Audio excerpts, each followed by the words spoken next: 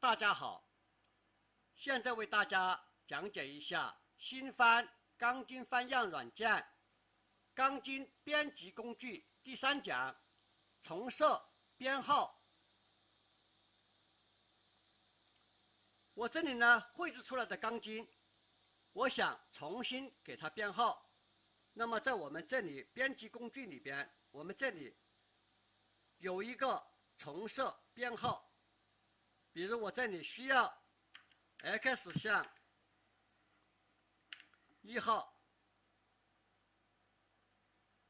把这个编号设置好以后，我们点击重设编号。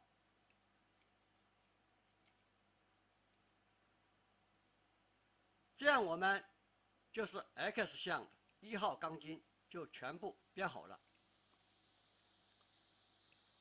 那么这里呢，我需要它是2号，我们再把它蓝选一下，这样呢它就变成了2号。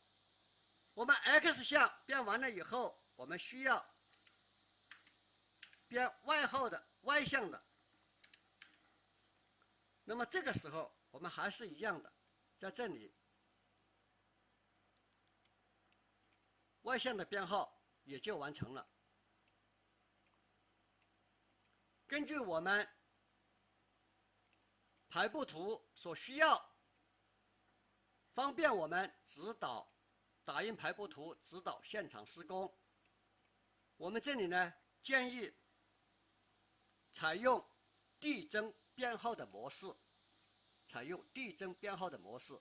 因为只有递增编号的模式，我们自己的编号它会根据我们点选的钢筋来